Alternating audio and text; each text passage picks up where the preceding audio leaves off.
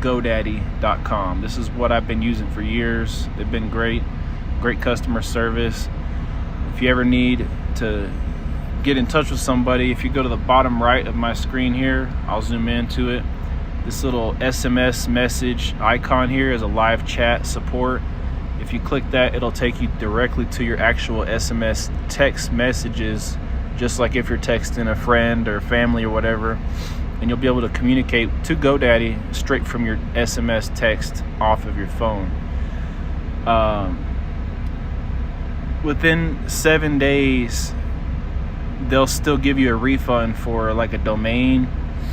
I'm not sure what the policy is for hosting. Probably the same, I can't remember. But basically, like if you have a domain that you purchased and you accidentally bought the wrong one, or you changed your mind and you want a different one with .net instead of .com or whatever, it's like you have 7 days to basically say, hey, I would like a refund. And if you're within that 7-day policy, they've never had an issue, giving the refund to me. And I've done it a ton of times, to the point that, I could understand if they were like gonna send me a message like, hey, you got to stop doing this. This is ridiculous. But every time, they do it. It's not a problem. So that's coming from somebody who's bought and then put back a whole bunch of domains before, and it's always been smooth.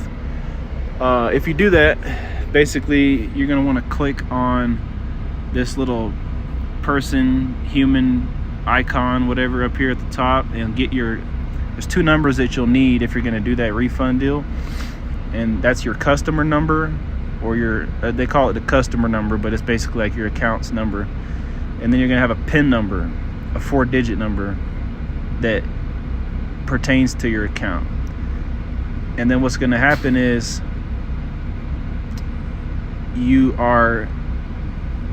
most of the time they're going to send you a secure form where they'll say, hey, can you go to this link and fill out the secure form? And it'll basically have 2 fields where you pop in that customer number and then your PIN number.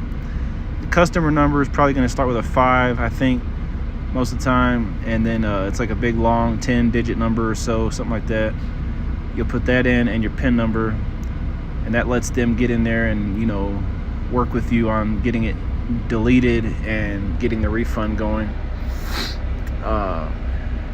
But that being said, that's for like if you want a refund and everything like that. I'm gonna get to the actual purchase of a domain and hosting too, but on the topic of the refund stuff, like I said, it's a 7-day policy, and you can use the live chat. Have those numbers ready before you start the chat, just to make it smooth, so that when they ask, you've already got it like on a notepad on your phone or whatever. You're not having to go hunt for it. But the last thing I want to say on that is, and don't do this next step before you talk to them. Make sure that you let them guide you into this step, and that is deleting the domain from your actual account. Because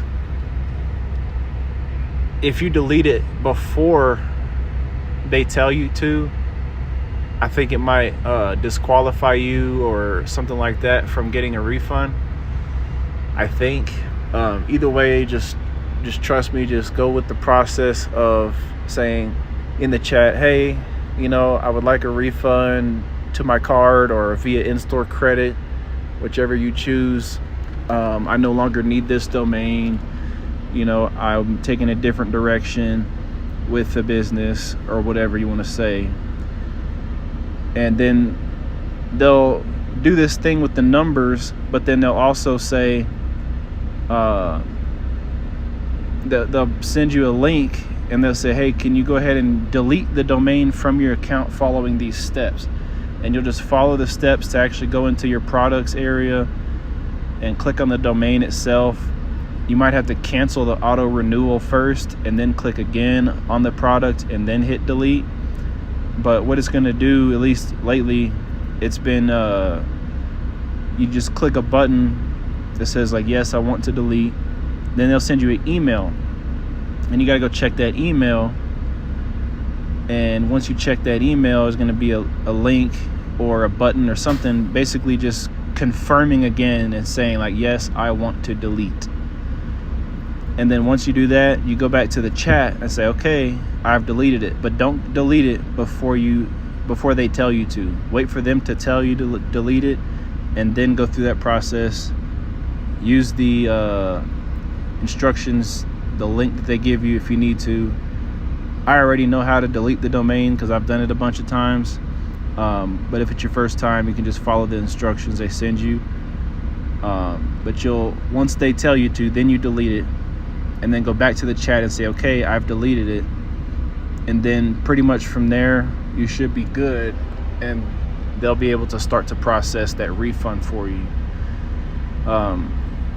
And depending on who you're talking to, if you're getting in-store credit, it might not show up in your account for a while. The best way to check on that is to go to your GoDaddy and just pick a domain, something random, and then add it to your cart, and then go to your cart, and then you'll like, let's say if I just want to try www.testing1234-1234.com.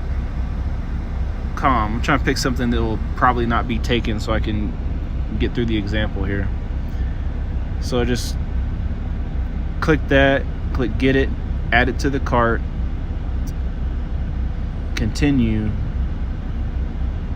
and then what will happen is you'll see on your account, like mine, it says your account shows a $15.17 credit. So that's the best way to check and see if it's been successfully processed via in-store credit.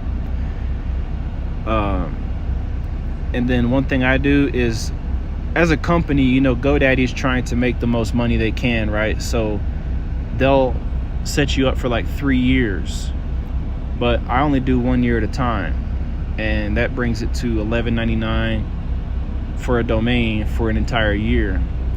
And I don't get this domain protection. I just skip all of the stuff that they try to sell you on. I just get the flat just domain. And so basically I get the domain and the hosting, and that's it. That will allow you to start, you know, a blog or build pages or install plugins on WordPress, everything like that. You know, you don't need all of that, but that's the best way to really test that, to see if the credit is there. Some people on the chat will go directly to processing the refund, but others will only add it to the queue. So that means that you could have somebody say, okay, I've put in for the refund, but then it might be several hours before somebody gets around to actually going in there in the queue of process, you know, or refunds that are ready to process, and then actually go through with it. So like earlier, I got a refund and it happened quick, and that's how I knew that the person not only started it but also finished it from the queue. But there's also been times where they've said they've done it, and I'm sitting there thinking, well, I don't see the in-store credit yet, what's going on? And I reach back out to a second person, and they're like, okay, you know, I saw that it's in the queue, let me go ahead and push it through for you. So it just depends on who you're talking to and what they do. But essentially that's the whole process on getting a refund from GoDaddy for a domain.